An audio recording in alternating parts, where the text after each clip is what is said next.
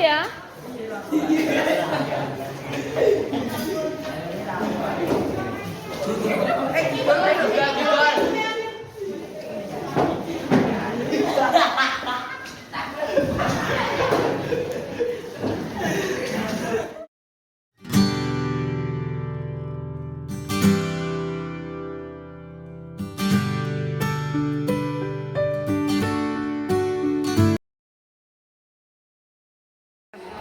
Assalamualaikum warahmatullahi wabarakatuh. Perkenalkan, nama saya Eklesia Serafia Rinda.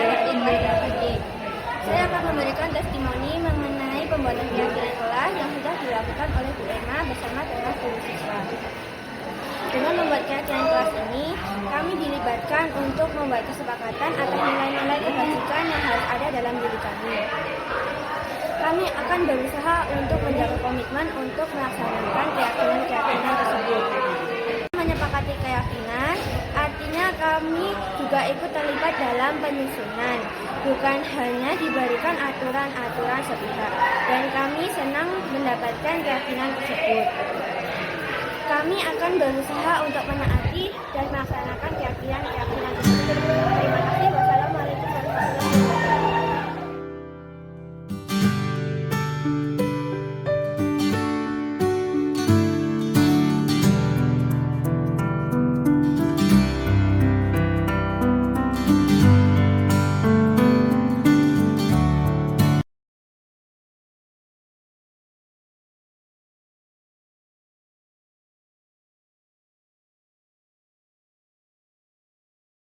Wassalamualaikum warahmatullahi wabarakatuh. Dimulai saja ya.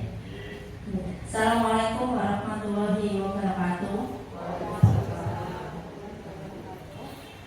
Selamat siang dan salam sejahtera saya ucapkan kepada Bapak Ibu guru yang hadir di ruangan ini,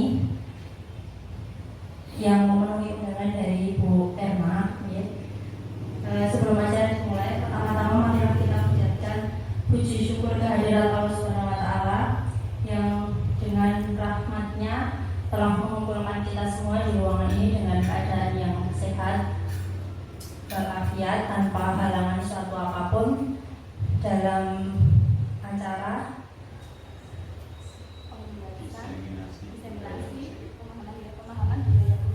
dengan acara diseminasi budaya positif yang akan disajikan oleh calon guru penggerak kita, yaitu Bu Erma Yulianti. Izinkan saya untuk memaparkan susunan acara. Yang pertama yaitu pembukaan, yang kedua menyanyikan lagu Indonesia Raya, kemudian yang ketiga adalah sambutan dari Bapak Kepala Sekolah yang akan diwakili oleh Bapak Agus Hartanto selaku Vakasir Kurikulum. Kemudian yang ketiga pemaparan, yang selanjutnya lain-lain nanti bisa diisi dengan tanya jawab. Kemudian yang terakhir adalah penutup. Untuk mempercepat waktu ya, kita mulai acara yang pertama yaitu pembukaan. Marilah kita buka acara di siang hari ini dengan membaca basmalah bersama-sama. Bismillahirrahmanirrahim. Kemudian selanjutnya marilah kita menyanyikan lagu Indonesia Raya. Dimohon hadirin untuk berdiri.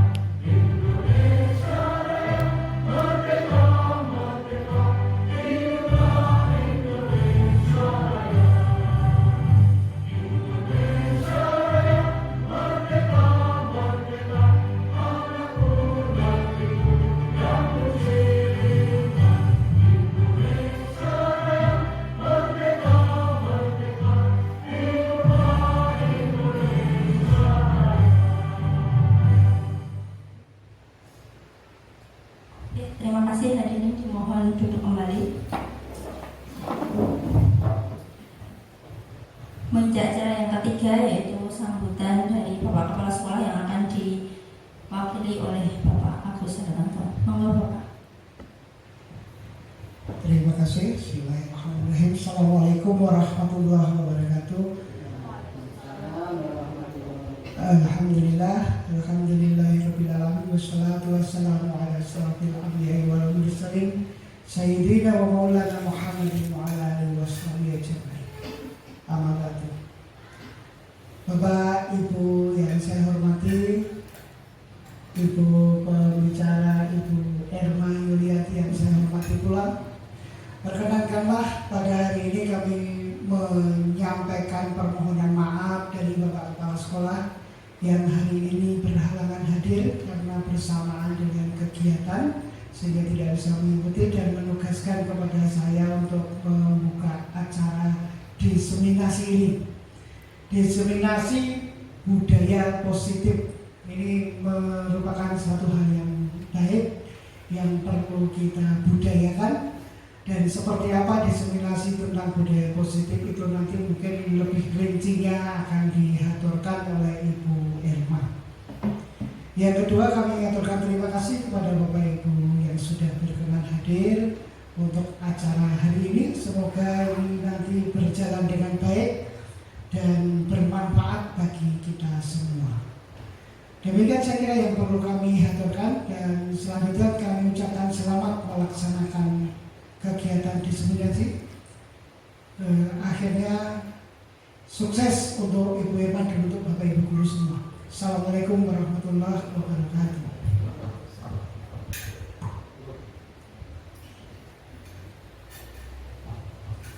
Ya, terima kasih kepada Bapak Agus Hartanto yang sudah memberikan semangat kepada Bu Erma ya, dengan padat dan jelas.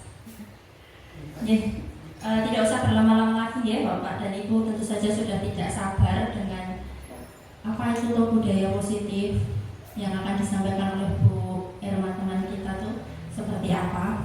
Jadi langsung saja saya persilahkan kepada Bu Erma untuk memaparkan materinya. Monggo Bu.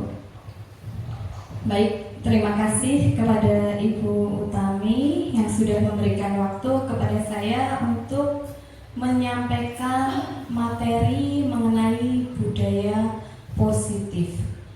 Materi ini merupakan materi dari modul 1.4 Program Pendidikan Guru Penggerak Angkatan 7.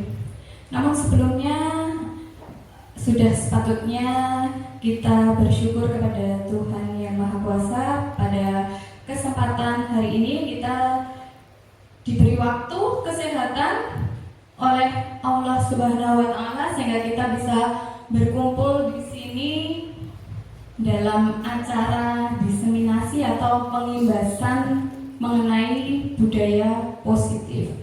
Saya ucapkan selamat datang dan juga terima kasih yang besar-besarnya kepada Bapak Kepala Sekolah yang diwakili oleh Bapak Wakasek Kurikulum dan Bapak Wakil Kepala Sekolah yang lain, dan juga kepada rekan-rekan guru SMP Negeri 1 Gantiwarno yang sudah bersedia meluangkan waktu dan juga tenaga mau berkumpul di sini untuk mengikuti pemahaman saya mengenai budaya positif di sekolah. Kali ini saya mengambil tema strategi mewujudkan budaya positif di sekolah. Nah, sebelumnya ini profil saya ya Bapak Ibu. Nama saya Erma Yulianti. Saya merupakan calon guru penggerak angkatan 7 Kabupaten Klaten. Saya bersama dengan rekan guru dari SMP 1 Gantiwarno, ada Ibu Fitria juga dan Ibu Lelia.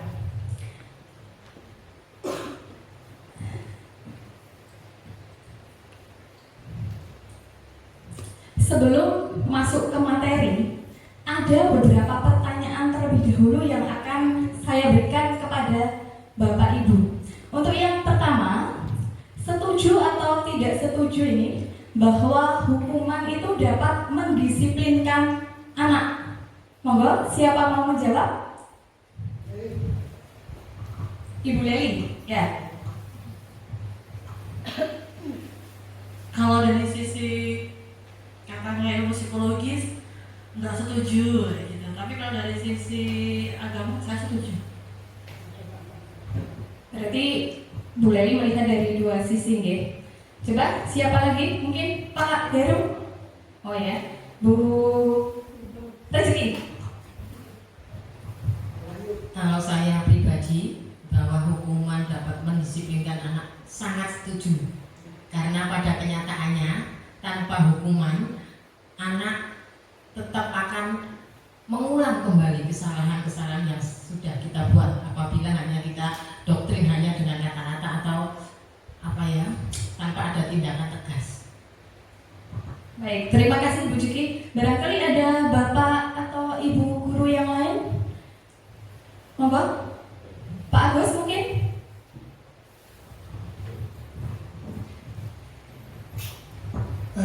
Di antara setuju dan tidak setuju mungkin akan lebih cenderung ke setuju. Demikian. Mungkin rasanya nanti kita lihat. Baik, terima kasih atas jawaban dari Bapak Ibu guru. Sebagian mengatakan tidak setuju, namun tadi ada juga setuju apabila dilihat dari segi psikologi ya. Pertanyaan berikutnya, setuju atau tidak setuju bahwa pemberian hukuman dengan hal positif seperti membaca atau membersihkan sekolah ini dapat meningkatkan disiplin anak? Setuju tidak? Setuju. Pak Wahyu, setuju? Pak Hidayat? Setuju, Bu. Setuju ya. Berarti Bapak Ibu pada setuju? Atau ya. Lalu pertanyaan yang ketiga, setuju atau tidak setuju bahwa memberikan penghargaan ini dapat meningkatkan motivasi belajar anak? Setuju. Setuju ya? Jika anak diberi penghargaan maka akan termotivasi begitu ya. Nah, jawaban dari Bapak Ibu guru ini nanti kalau dari apa yang sudah saya pelajari nanti akan diketahui tepat atau kurang tepatnya pada materi yang selanjutnya. Untuk materi berikutnya ini mengenai perubahan paradigma. Saya akan meminta tolong kepada Bapak Ibu untuk melakukan kegiatan kepalan tangan. Ada A dan B, Anda dan juga teman Anda, boleh dengan teman yang ada di dekat Bapak Ibu. Sobeklah secari kertas kecil, tuliskan benda atau sesuatu yang sangat berharga untuk Anda. Kemudian letakkan di salah satu tangan Anda dan genggam benda atau sesuatu tersebut dengan segala daya. Buatlah sebuah kepalan. Ini saya beri kertasnya. Monggo silakan ditulis.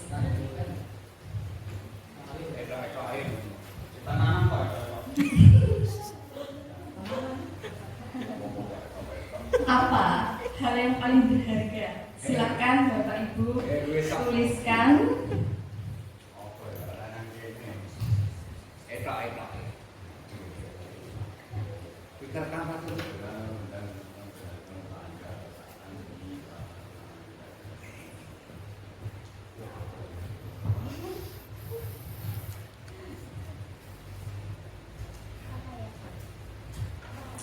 Kemudian setelah ditulis, teman Anda ini akan mencoba dengan sekuat tenaga dengan berbagai cara meminta Anda untuk memberikan benda tersebut.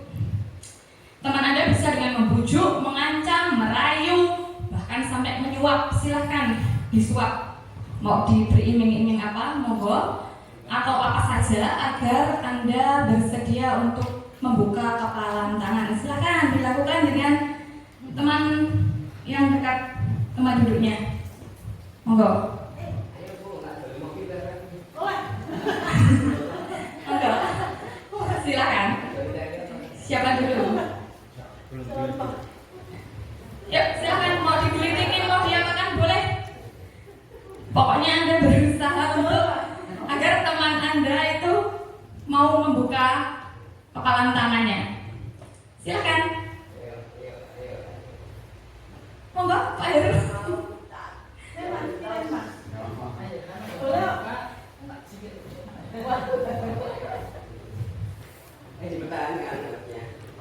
Pak Heru ini memberikan ya. Coba alasannya apa? Budaya positif, keikhlasan membantu orang lain. Walaupun itu sesuatu yang sangat berharga yang Anda miliki, rela untuk diberikan kepada orang lain. Iya, rela.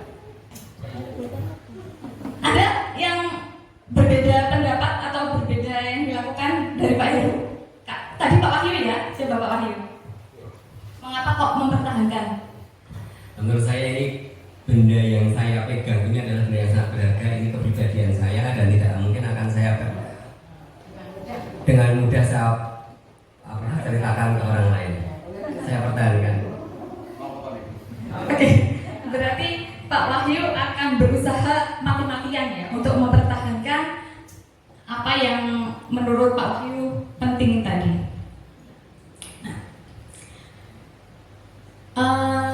Ini nanti ada kaitan dengan perubahan paradigma teori kontrol atau teori pilihan atau ilusi kontrol. Ilusi itu sebuah angan-angan gitu ya, yang ya tidak bisa benar-benar nyata seperti itu. Ada ilusi guru mengontrol murid. Kita kan selama ini berpikir bahwa kita bisa mengontrol sepenuhnya murid kita.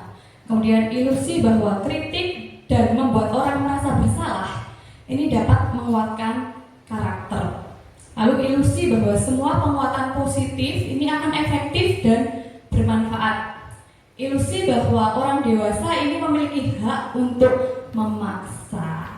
Betul atau tidak menurut panjenengan? Apakah kita kadang masih sering melakukannya? Kadang masih ya. Nah, perubahan paradigma stimulus respon dengan teori kontrol atau teori pilihan. Siapa sesungguhnya yang memiliki kontrol? Tadi berdasar kegiatan kepalan tangan yang sudah Bapak Ibu lakukan, Pak Heru bersedia untuk membuka dengan dirayu oleh tidak merayu. Bu Leli tadi apa? Tanpa perjuangan ya Pak Heru ya, dengan tanpa perjuangan sukarela untuk membuka kepalan tangannya. Sementara Pak Wahyu tadi diminta oleh Bu Ciki tetap tidak mau membuka kepalan tangan. Sudah dirayu ya Bu? Tidak mau. Jadi di sini siapa sesungguhnya yang memiliki kontrol atas perilaku atau perbuatan yang kita lakukan? Siapa? Diri sendiri. Iya, diri kita sendiri. Jadi hal ini nanti juga terkait dengan bagaimana cara kita dalam mendisiplinkan anak. Bahwa yang bisa untuk mengontrol apa yang akan dilakukan oleh anak itu hanyalah diri anak sendiri. Nah, dalam stimulus respon, ketika kita mencoba mengubah orang agar berpandangan sama dengan kita, kadang kita masih seperti itu ya. Orang lain itu kalau misalnya tidak sama dengan kita merasa, wah itu salah, itu tidak benar, begitu. Nah, seharusnya bagaimana? Seharusnya kalau menurut teori kontrol atau pilihan, kita itu berusaha memahami pandangan orang lain tentang dunia. Jadi orang berbuat itu ya tidak harus sama dengan apa yang ada dalam pikiran kita. Selanjutnya, dalam stimulus respon, perilaku buruk ini dilihat sebagai sebuah kesalahan. Kita mungkin juga masih sering memiliki pemikiran seperti itu ya. Anak melakukan perilaku yang tidak baik, kita lalu mengecap salah seperti itu. Padahal kalau menurut teori kontrol ini bahwa semua perilaku ini memiliki tujuan. Mungkin anak kita sering melakukan tindakan seperti cari perhatian seperti itu ada tujuan dari dia, mengapa dia melakukannya. Kemudian orang lain bisa mengontrol saya. Ini kadang kalau yang baperan masih ya. Dalam teori kontrol atau pilihan, hanya Anda yang bisa mengontrol diri Anda. Kemudian dalam stimulus respon, saya bisa mengontrol orang lain. Padahal kalau menurut teori kontrol atau pilihan, kita tidak bisa mengontrol orang lain. Lalu pemaksaan ada pada saat bujukan gagal. Kadang kalau kita membujuk kemudian gagal, maka akan memaksa. Mungkin orang mau merampok, minta sini, lalu dia tidak mau menyerahkan, lalu dipaksa, dirampas begitu. Menurut teori kontrol atau pilihan, seharusnya itu ada kolaborasi, kerjasama dan konsensus untuk menciptakan pilihan-pilihan baru. Lalu model berpikir menang kalah ini kalau untuk stimulus respon, dan untuk teori kontrol ini model berpikir menang-menang. Jadi win-win solution, A dan B itu sama-sama merasa untung atau menang, tidak berusaha untuk mengalahkan seperti itu. Nah, terkait dengan budaya positif, maka ada materi mengenai disiplin positif yang tadi salah satunya tentang teori kontrol atau teori pilihan yang dibuat oleh Dr. William Glasser. Intinya bahwa Anda tidak bisa mengontrol orang lain, hanya Anda yang bisa mengontrol diri Anda. Ini nanti kalau dikaitkan dengan makna disiplin, nanti belajar kontrol diri dengan menggali potensi kita agar mencapai tujuan mulia, yaitu sesuatu menjadi seseorang yang kita inginkan berdasar nilai-nilai yang kita hargai. Kemudian semua perilaku itu memiliki tujuan. Ini nanti terkait dengan teori motivasi. Ada 3 ini. Untuk menghargai hukuman, untuk mendapatkan imbalan, dan untuk menghargai diri sendiri. Yang nanti untuk menghargai diri sendiri ini akan menciptakan nilai-nilai kebajikan universal yang sifatnya itu bisa diterima oleh seluruh manusia. Bagaimana prakteknya untuk di kelas-kelas kita, yaitu dengan membuat keyakinan kelas.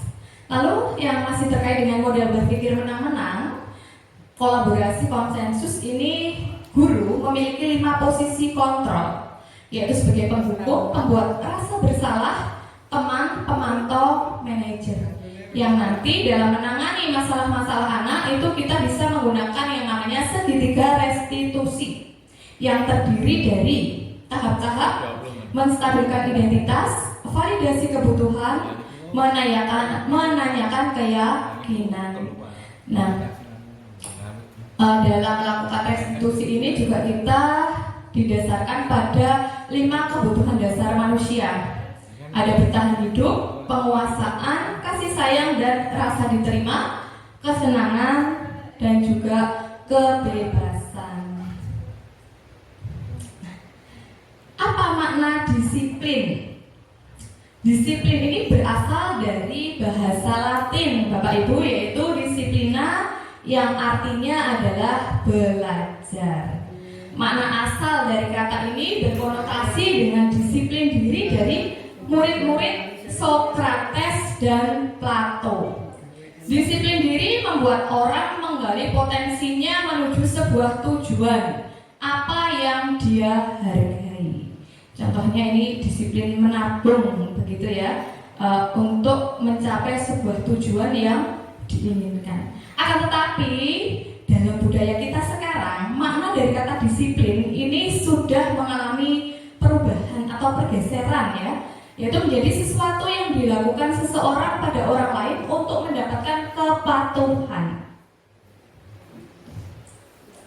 Kecenderungan umum adalah menghubungkan kata disiplin dengan ketidaknyamanan, bukan dengan apa yang kita hargai atau pencapaian suatu tujuan mulia. Mungkin anak berangkat pagi-pagi itu sekolah kita masuk jam 7. Nah, dia berangkat sebelum jam 7 agar tidak dihukum agar dia jauh dari ketidaknyamanan. Seperti itu. Bukan sesuatu yang memang kita hargai, bahwa disiplin itu memang sesuatu yang penting dalam hidup kita, gitu. Nah, mengapa kita melakukan segala sesuatu? Kita bertindak, itu pasti ada alasannya, ya kan? Jangan minum, jangan makan, tidur, dan lain sebagainya, ini pasti ada alasan atau motivasi-motivasi yang melandasi itu. Nah, ini terkait ya, kita melakukan sebuah tindakan atau perilaku. Ini terkait dengan 5 kebutuhan dasar manusia. Yang pertama yaitu kebutuhan untuk bertahan hidup. Contohnya apa ini? Kebutuhan bertahan hidup. Makan puding enak ya Bu? Enak banget. Minum panas-panas seperti ini, minum seger enak banget. Iya, makan, minum. Kemudian kebutuhan kasih sayang dan rasa diterima. Ya, kita di rumah, kalau suasana rumah tidak enak juga rasanya tidak nyaman ya. Kita tetap membutuhkan kasih sayang dan rasa diterima. Demikian juga dengan murid-murid kita. Lalu kebutuhan kebebasan. Kita pasti tidak suka apabila diri kita dikekang, ya kan? Dipaksa. Kita ingin hidup kita itu bebas. Kemudian kebutuhan kesenangan.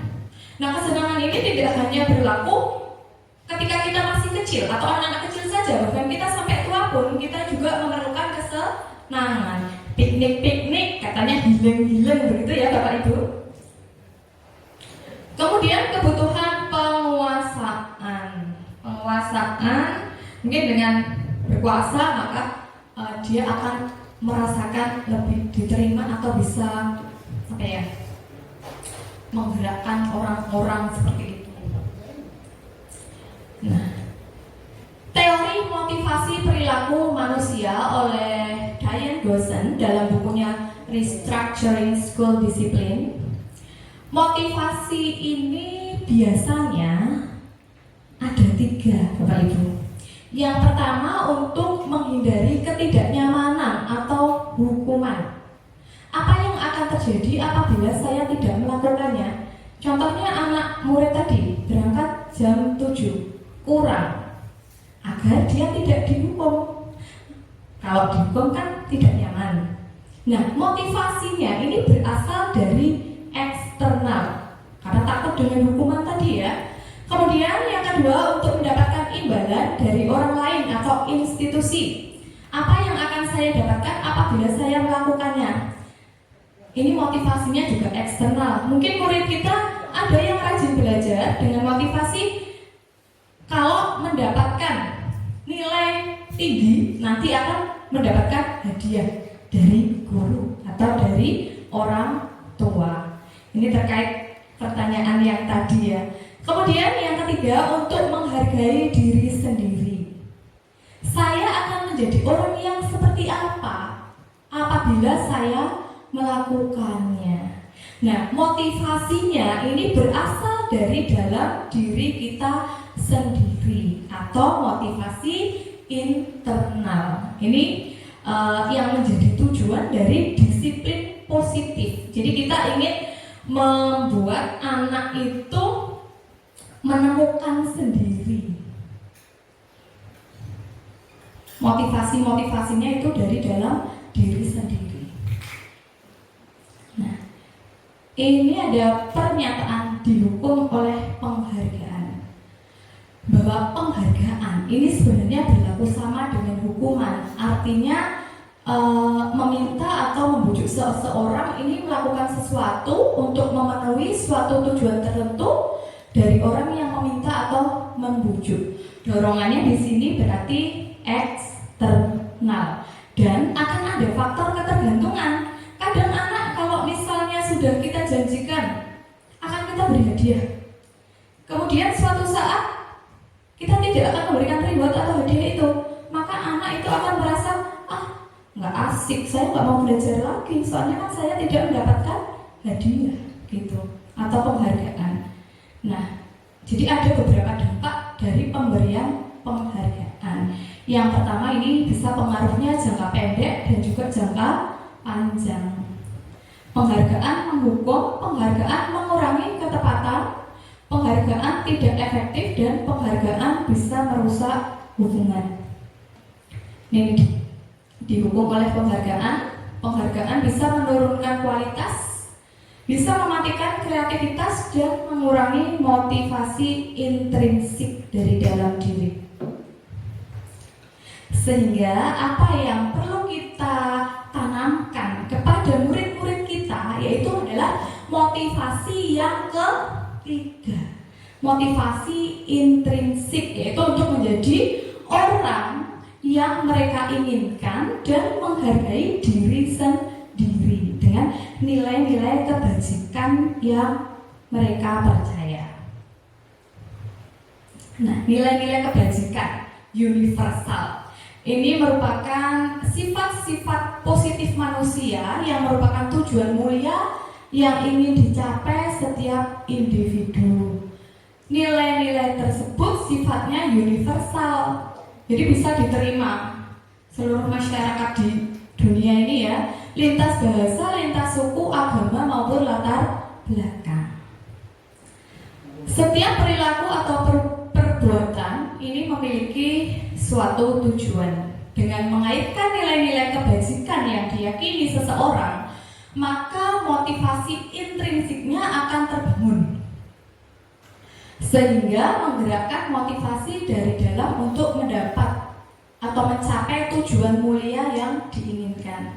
Nah, nilai-nilai kebajikan yang diinginkan oleh pemerintah kita terhadap pelajar-pelajar di Indonesia yaitu tertuang dalam profil pelajar Pancasila.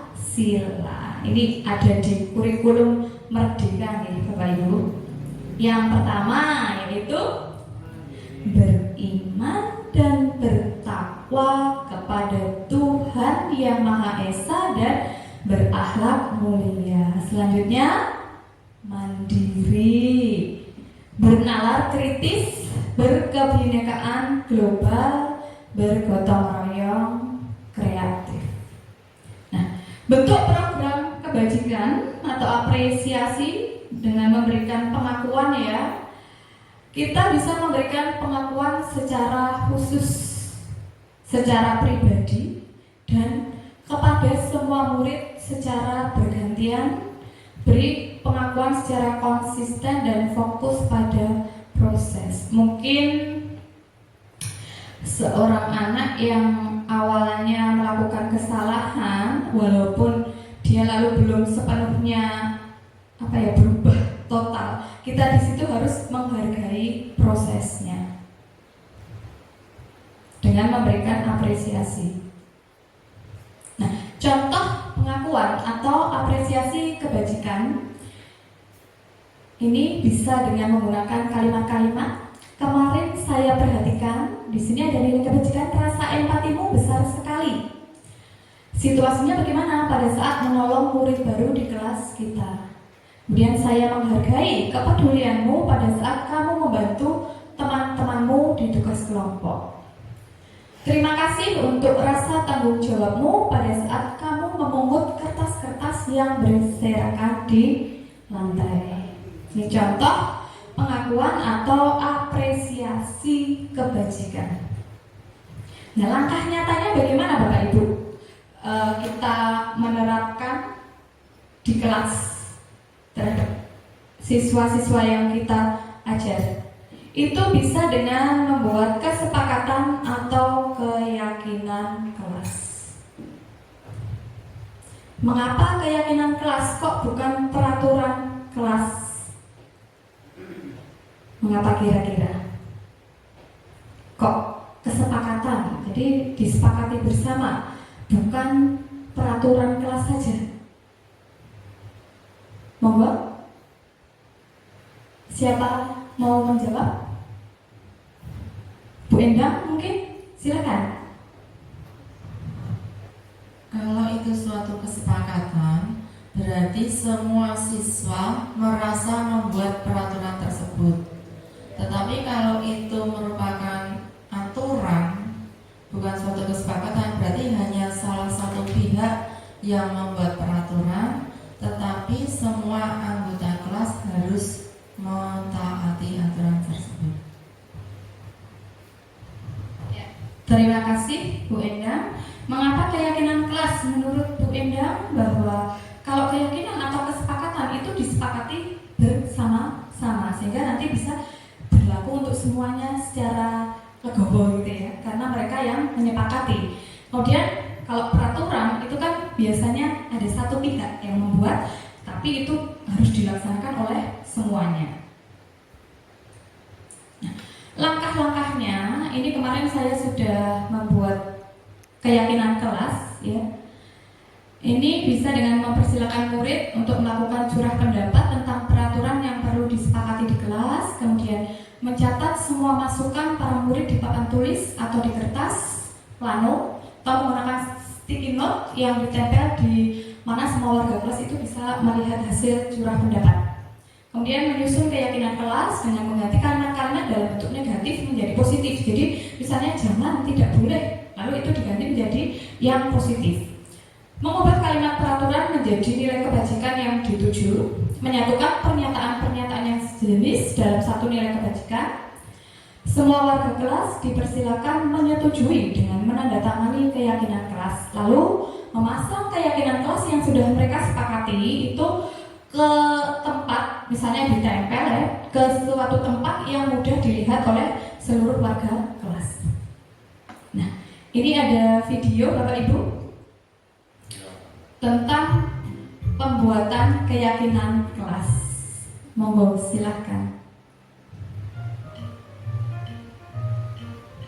Halo, Bapak Ibu calon guru penggerak. Video ini akan menampilkan 6 panduan yang dapat diterapkan dalam menyusun kesepakatan kelas. Mari kita simak bersama. Izinkan murid untuk menyampaikan masalah yang dihadapi saat ia berada di kelas dan harapan kelas yang membuatnya nyaman. Hal ini bisa dilakukan secara individu, berkelompok, atau dari seluruh kelas. Seperti apa kelas impianmu? Ceritakan kelas impianmu. Bagaimana kondisi kelas, teman-temanmu, dan guru impianmu? Bertanyalah harapan tentang kelas. Apa yang murid harapkan tentang kondisi kelas, tentang gurunya, dan teman-teman kelas. Kemudian tulis hasil diskusi tersebut di papan atau dalam poster. Hal ini memberi kesempatan murid dilibatkan dalam mengatur kelas. Cara ini menjadi lebih efektif dibandingkan hanya memberitahukan hal apa saja yang dilarang dilakukan. Menurut kalian, apa yang harus kita semua lakukan untuk mencapai kelas impian kita? Lakukan diskusi untuk mendapatkan umpan balik dari murid. Perjelas tentang kesepakatan kelas. Penting jika kesepakatan kelas berisi aturan yang murid percaya dan bisa dilakukan, baik sebagai individu maupun dalam kelompok. Pastikan bahwa semua daftar memang diperlukan dalam proses belajar mengajar. Jika ada yang terlewati, pandu murid untuk menambahkan tujuan lain yang terlupakan atau menghapus tujuan yang tidak utama. Buatlah poster atau tabel yang menampilkan kesepakatan kelas yang disetujui di akhir. Kesepakatan kelas dibuat dapat berupa panduan tingkah laku berupa kata yang positif. Misalnya, jangan berlari berubah menjadi berjalan dengan hati-hati. Hindari kata jangan dan dilarang.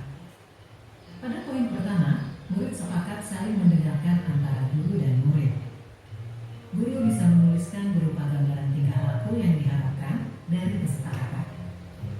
Misalnya, kami, guru dan murid yang saling menyayangi. Buatlah penekanan pada sifat positif dalam kesepakatan kelas tersebut, yaitu saling menyayangi. Pada poin kedua, murid sepakat. Murid aktif dan semangat saat belajar.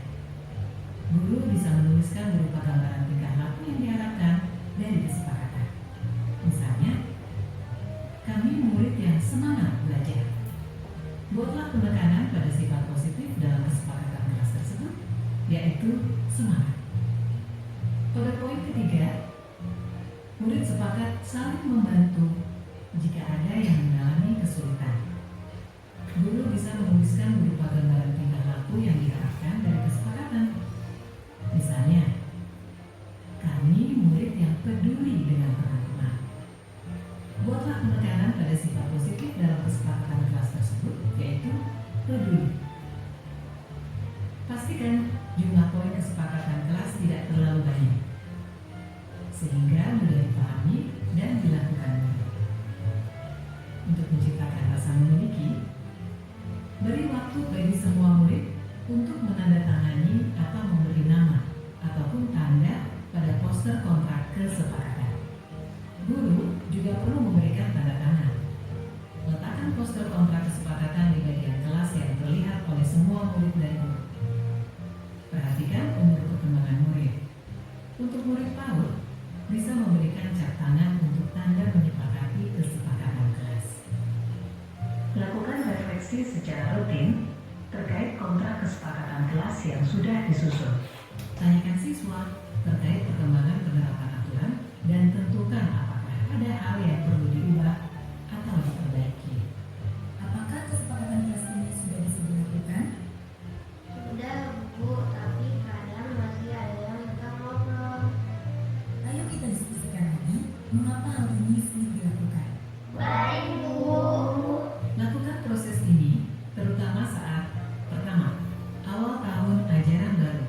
Kedua, saat ada murid yang melakukan hal yang tidak sesuai kesepakatan. Ketiga, sebelum menjalankan aktivitas baru. Keempat, ketika awal masuk sekolah setelah libur panjang. Proses ini tidak akan pernah berhenti dan akan selalu dikembangkan. Seperti proses belajar yang terus berlangsung selama kita hidup. Semangat mencoba! Ya, demikian tadi merupakan video langkah-langkah dalam membuat kesepakatan atau keyakinan kelas yang bisa kita terapkan di kemudian hari ya. Ini contoh penerapan yang sudah saya lakukan kemarin. Ini saya membuat di kelas 8D. Jadi saya meminta anak untuk menuliskan ide-ide mereka, curah pendapat, kemudian hasilnya ditempelkan dan bisa dilihat oleh semua warga kelas. Selanjutnya di situ saya membacakan satu persatu apa yang ditulis oleh anak.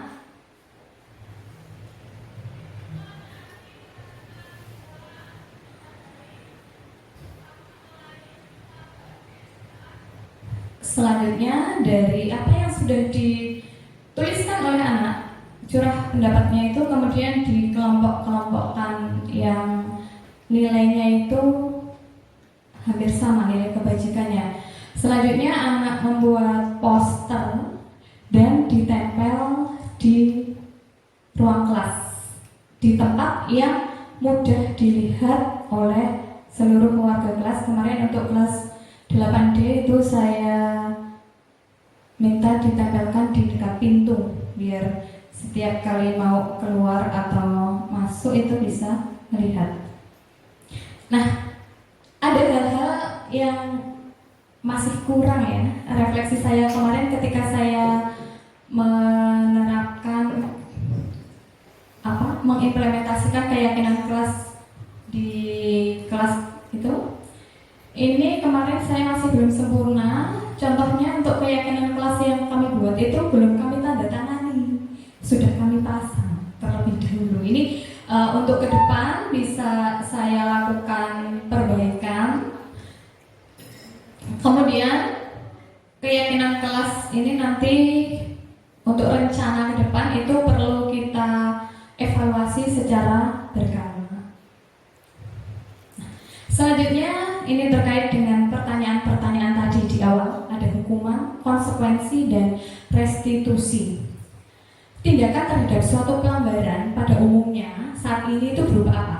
Hukuman atau konsekuensi. Kita melanggar lalu lintas dihukum, didenda. Kemudian anak-anak melanggar peraturan dihukum atau diberikan konsekuensi.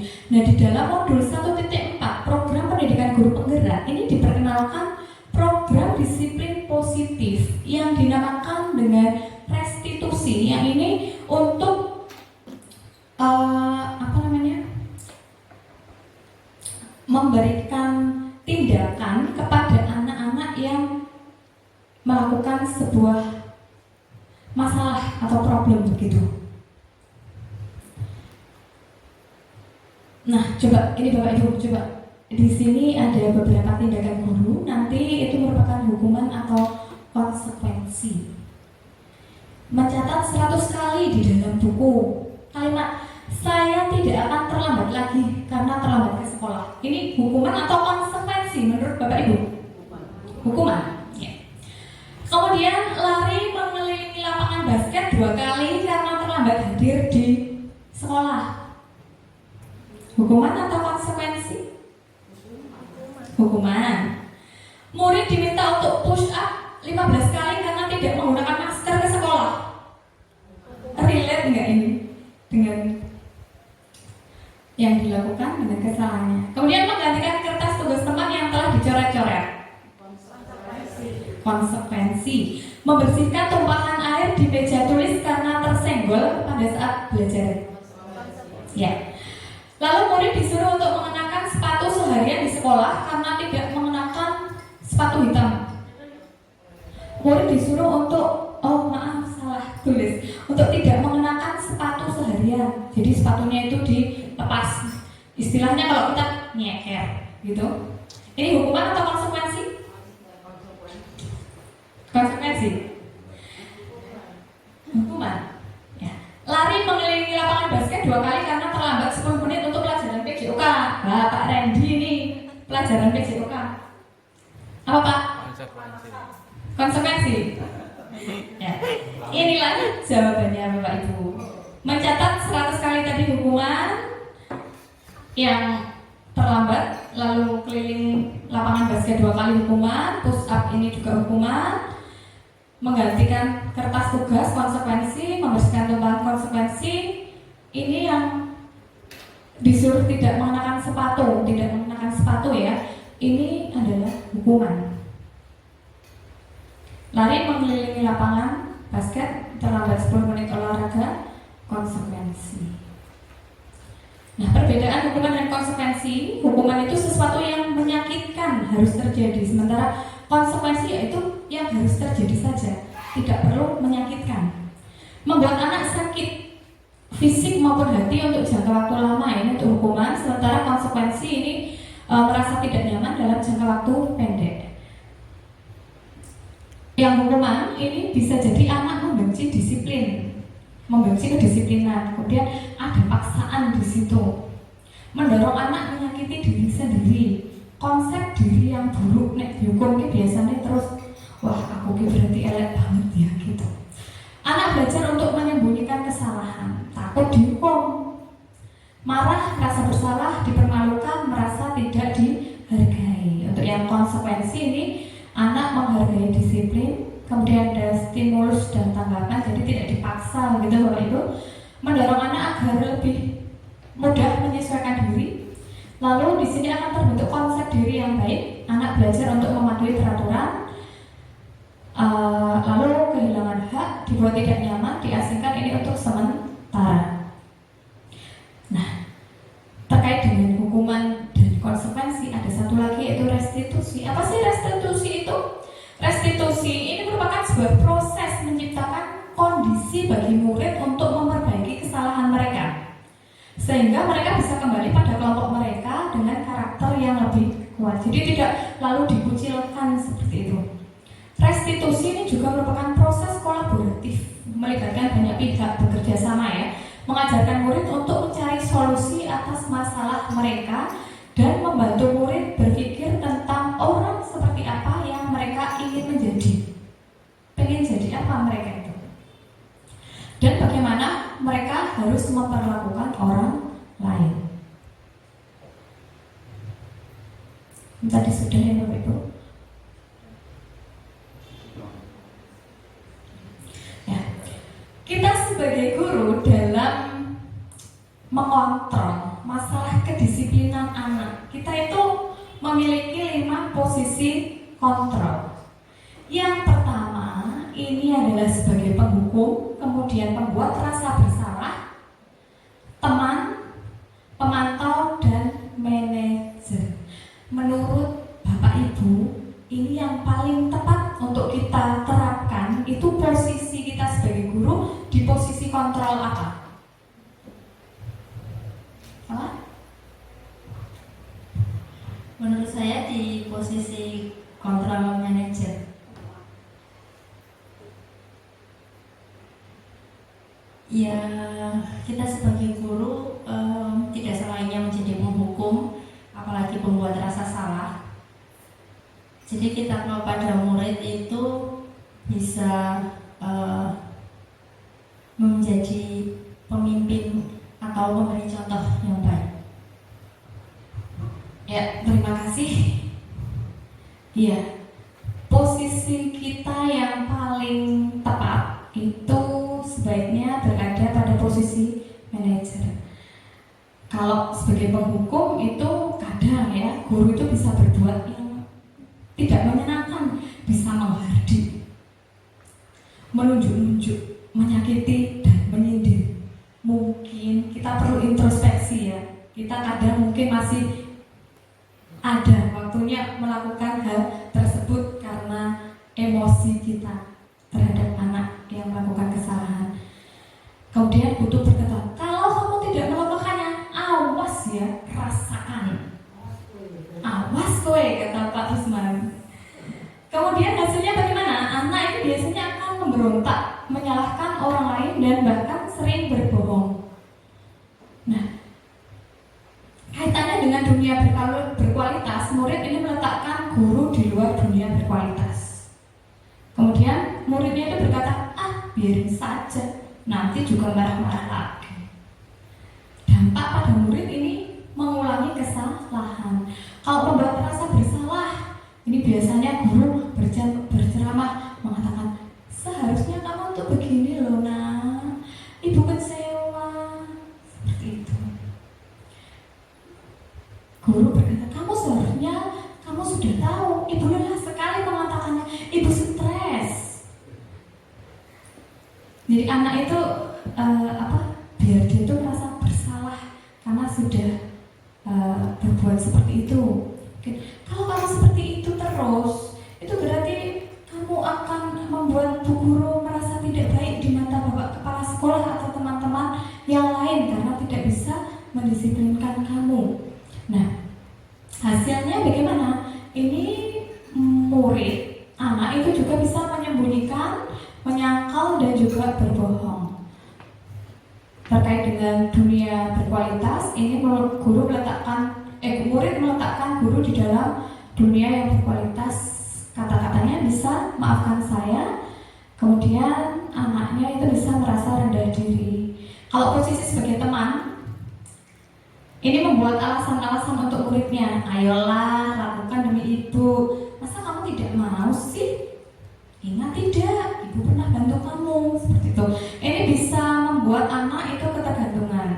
Kemudian murid meletakkan guru sebagai orang yang sangat penting di dunia berkualitas. Nah, murid bisa berkata, saya pikir bapak atau ibu teman saya. Ternyata begitu. Kadang lalu ada anak murid yang ketika menganggap kita sebagai temannya, kadang ada batasan-batasan yang mereka langgar atau kurang menghargai kadang-kala. Kemudian dampaknya lemah, tidak mandiri, tergantung. Sebagai pemantau, menghitung dan mengukur apa peraturannya. Jadi kita menanyakan peraturan. Anak itu ditanya, kita memantau anak ketika melakukan kesalahan, kamu tuh ingat nggak peraturannya seperti ini, begitu. Hasilnya anak menyesuaikan diri apabila diawasi. Kalau tidak diawasi, biasanya ya melakukan hal semau mereka lagi. Kemudian murid meletakkan guru, peraturan dan hukuman di dunia berkualitas. Berapa banyak bintang yang saya harus peroleh, berapa halaman yang harus saya tulis, itu kata-kata muridnya. Menitik beratkan pada sanksi atau hadiah. Sementara kalau kita berposisi sebagai manajer, ini nanti anak itu bisa menghargai diri sendiri. Bagaimana caranya? Ini guru itu berbuat dengan mengajukan pertanyaan-pertanyaan. Apa yang kita yakini? Apa yang bisa kau kerjakan untuk memperbaiki masalah ini? Kemudian ini akan menguatkan pribadi dari si anak. Murid meletakkan dirinya sebagai individu positif dalam dunia berkualitas. Lalu murid itu akan berkata, bagaimana caranya saya bisa memperbaiki keadaan, sehingga dampaknya bisa melakukan evaluasi diri, bagaimana cara untuk memperbaiki diri, begitu. Ini tidak usah. Yang video tadi sebenarnya ada video, tapi mengingat waktu sudah jam berapa, Bu? 12:53. Ini segitiga restitusi dalam mendisiplinkan anak tadi ya, disiplin positif dengan menggunakan segitiga restitusi, yaitu menstabilkan identitas, validasi kebutuhan atau validasi tindakan yang salah, kemudian menanyakan keyakinan. Ini contohnya dalam menstabilkan identitas, kita bisa bertanya, memberikan penguatan pada anak ya, bahwa setiap orang ini pasti pernah melakukan kesalahan, ya kan? Kita juga tidak pernah lepas dari hal tersebut. Jadi kamu bukan satu-satunya orang yang pernah melakukan ini. Selanjutnya bisa memvalidasi tindakan. Kamu tentu punya alasan mengapa melakukan itu. Adakah cara yang lebih efektif untuk mendapatkan apa yang kamu butuhkan? Selanjutnya, setelah dilakukan menstabilkan identitas, validasi kebutuhan, kita menanyakan keyakinan. Jadi nilai-nilai apa yang telah kita sepakati, misalnya yang dilanggar itu, kemudian kamu ingin menjadi orang yang seperti apa? Dikaitkan dengan kebajikan, nilai kebajikan universal itu. Ini menstabilkan identitas ya. Berbuat salah itu manusiawi. Jadi ketika kita berkata-kata seperti ini kepada murid, mungkin jiwa atau perasaan dari si anak itu juga merasa lebih berharga seperti itu. Tidak ada manusia yang sempurna. Bapak atau ibu juga buat salah. Kita pasti bisa menyelesaikan masalah ini. Bapak ibu tidak tertarik untuk mencari tahu siapa yang benar, siapa yang salah. Akan tetapi Bapak ibu lebih tertarik untuk menyelesaikan bersama atas masalah yang dihadapi oleh murid. Kalau kamu menyalahkan dirimu sendiri terus-menerus, apakah kamu bersikap baik pada diri sendiri? Kemudian ini validasi kebutuhan, ini akan membantu murid mengenali basic need atau kebutuhan dasar yang ingin dipenuhinya ketika melakukan sebuah kesalahan. Karena kita ingat bahwa setiap tindakan kita itu ada dasarnya, yaitu tadi untuk memenuhi kebutuhan, 5 kebutuhan dasar itu. Dalam kegiatan ini, guru bisa berkata, kamu bisa saja kan melakukan hal yang lebih buruk, tapi kamu tidak melakukannya kan? Kamu pasti punya alasan mengapa melakukannya. Apa yang penting bagi kamu? Ini. Menanyakan keyakinan, di sini anak melihat kesalahannya dihubungkan dengan norma sosial dan nilai-nilai yang mendasari manusia berinteraksi dengan orang lain. Jadi nanti kita bisa bertanya, anak tersebut ingin menjadi anak yang seperti apa? Ini merupakan penerapan segitiga restitusi di sekolah yang sudah saya lakukan. Waktu itu ini kasus Agung ya. Ya, kasus Agung yang sudah saya lakukan restitusi pada hari sebelumnya, namun ketika itu belum saya ambil video. Jadi saya diminta untuk membuat skenario-nya berarti sesuai dengan apa yang sudah saya kerjakan dengan Agung di hari apa itu, pokoknya sebelum pengambilan video ini Bapak Ibu. Ini videonya cukup panjang, waktunya sudah hampir melebihi jam kerja ini.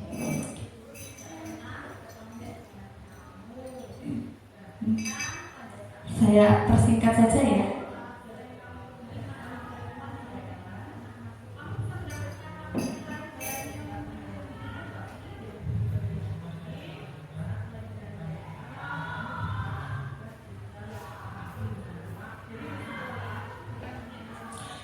Jadi pada prinsipnya di sini saya tidak melakukan semacam menyalahkan anak. Kamu ini salah, kamu harusnya begini dan begitu. Tapi saya gali sebenarnya hal apa yang membuat dia itu melakukan hal tersebut. Pada kasus Agung anak kelas 8C itu, dia menceritakan kepada saya dia tidak mau sekolah di sini, sering tidak masuk bahkan sampai berhari-hari waktu itu karena sebenarnya tujuan pertama dia itu tidak suka. Dia tujuannya untuk sekolah di SMP Prambanan Sleman, tidak diterima, dipaksa oleh ibunya ke sini karena sistem zonasi begitu katanya. Kemudian di situ dia ingin besok itu buka bengkel saja, jadi tidak perlu sekolah, bisa mendapatkan materi-materi atau teknik-teknik tentang perbengkelan itu dari YouTube saja. Nah, kemudian dari situ saya ingatkan kembali, apakah kalau di sekolah itu dia mendapatkan hal lain selain yang didapatkan dari YouTube, dan dia juga ternyata menemukan seperti itu. Akhirnya dia menemukan sebuah nilai kebajikan bahwa disiplin sekolah itu penting. Dan saya melihat ini kan itu sebelum libur ya Bapak Ibu, kegiatannya dulu juga sering sekali tidak masuk pas jam pelajaran saya. Ini beberapa 2 mingguan ini itu alhamdulillah Agung kalau pelajaran saya itu sering masuk begitu ya. Saya tidak tahu kedepannya, semoga tetap konsisten seperti itu dan dia juga lebih sopan begitu Bapak Ibu. Nah, testimoninya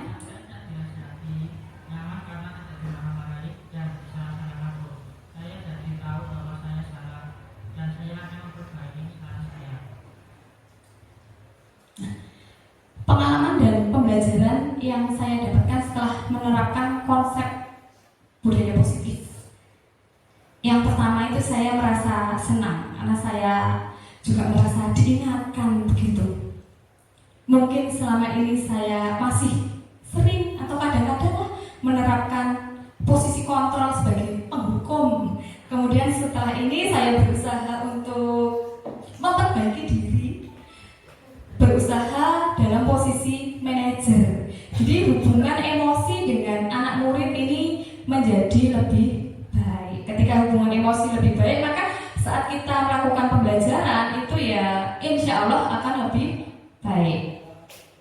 Nah, ketika saya terapkan di rumah teori yang tadi itu tentang restitusi itu kepada anak saya itu kan hobi sekali yang namanya nonton YouTube di HP. Kalau misalnya saya minta untuk berhenti, kadang suka marah-marah.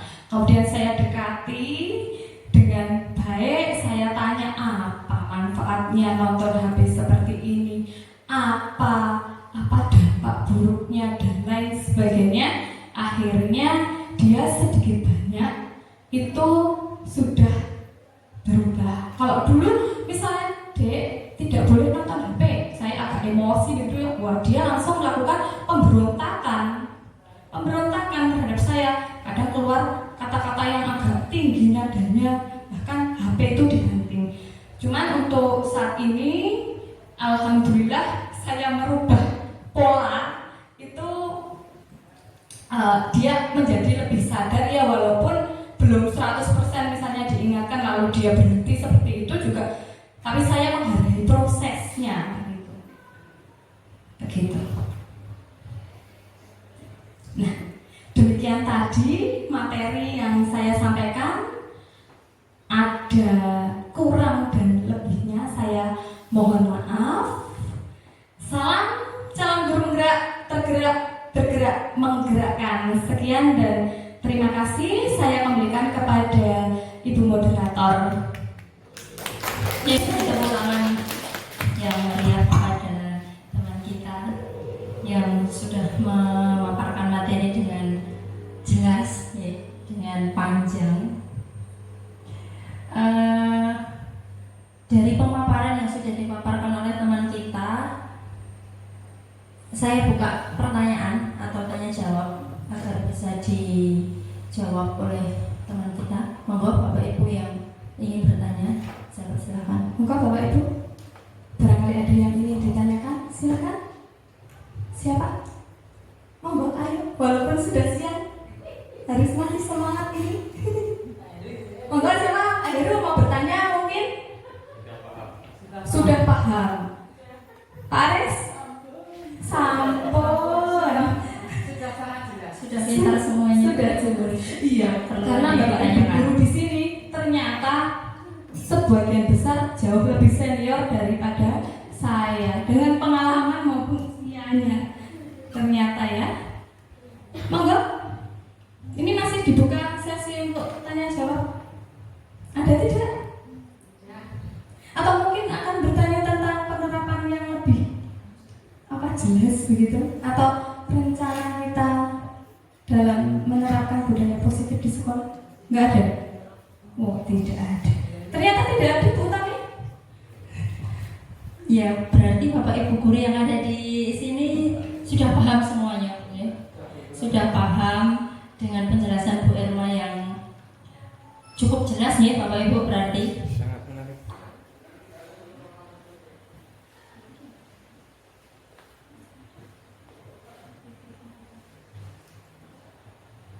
Ya mungkin karena memang sudah siang, sudah waktunya absen nih Bapak Ibu, sudah 12.34, monggo bisa nyambi absen. Alhamdulillah pemaparan dan kegiatan kita hari ini sudah selesai dengan baik dan lancar. Kalau bisa saya simpulkan sedikit tentang pemaparan yang disampaikan oleh Bu Irma tentang budaya positif yang ada di sekolah. Ini memang adalah tanggung jawab dari seluruh sivitas sekolah ya, baik murid, kemudian guru dan kepala sekolah. Kita kepada anak harus tidak boleh menghukum atau menghindari kata jangan atau dilarang. Lebih baik kita berkomunikasi dengan anak sebaiknya seperti apa, seperti itu, agar karakter yang didapatkan oleh anak itu bisa lebih kuat, bisa lebih mengontrol dirinya sendiri, karena sukses dan atau suksesnya anak itu tergantung kepada diri sendiri. Maka kalau tidak ada pertanyaan, kita sudahi saja pertemuan kita hari ini. Saya ucapkan terima kasih kepada Bapak Ibu guru yang sudah hadir di ruangan ini, kepada Ibu Irma Yulianti yang sudah memaparkan materi dengan baik. Pada akhirnya kita akan tutup pertemuan kita kali ini dengan membaca hamdalah bersama-sama. Monggo. Alhamdulillahirabbil alamin. Ya, tepuk tangan untuk Bu Irma sekali lagi. Waktu menyempatkan ke acara ini ya. Dari saya mohon maaf jika ada kesalahan atau salah-salah kata atau salah tindakan, karena ini baru acara aja ini Pak Heru. Ya, saya tutup acara ini. Wassalamualaikum warahmatullahi wabarakatuh. Bismillahirrahmanirrahim. Assalamualaikum warahmatullahi wabarakatuh.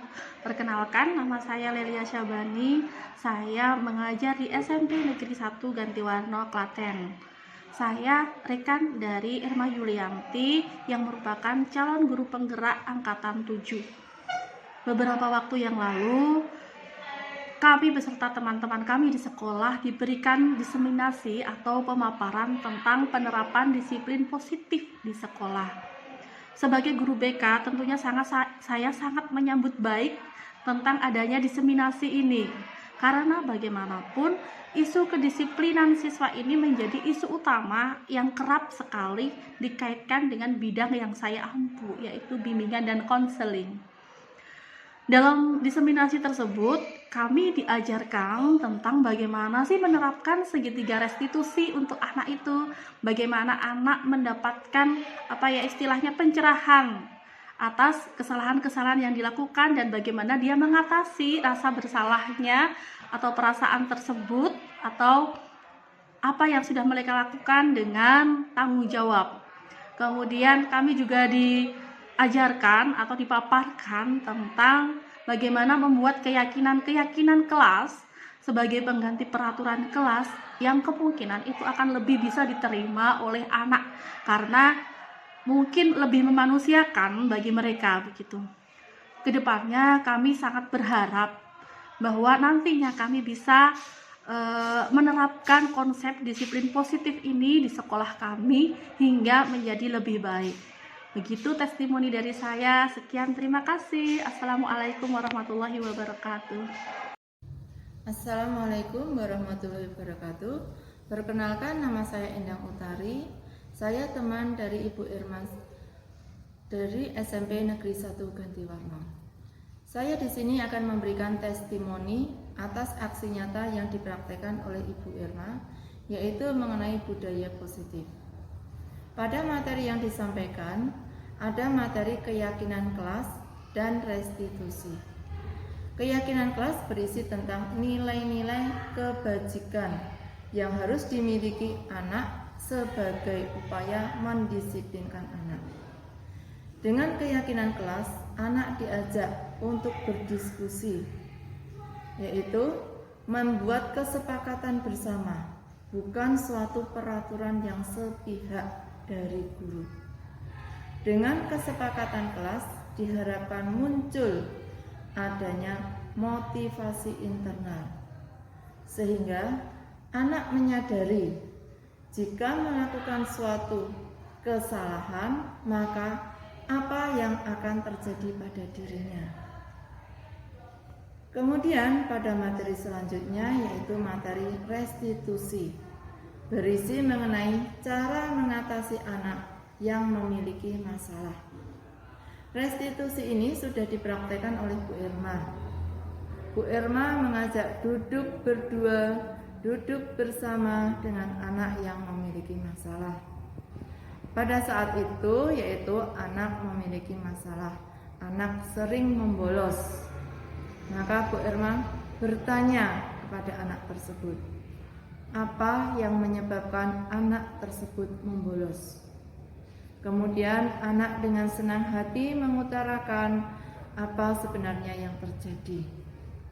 Sesudah Bu Irma mengetahui masalah sebenarnya yang terjadi yang menyebabkan anak tersebut membolos, maka Bu Irma mengajak kembali duduk bersama dengan anak tersebut. Kali ini Bu Irma mendiskusikan jalan keluar yang sebaiknya ditempuh. Kemudian anak tersebut menyadari bahwa kesalahan-kesalahannya itu tidak akan menjadikan dirinya maju.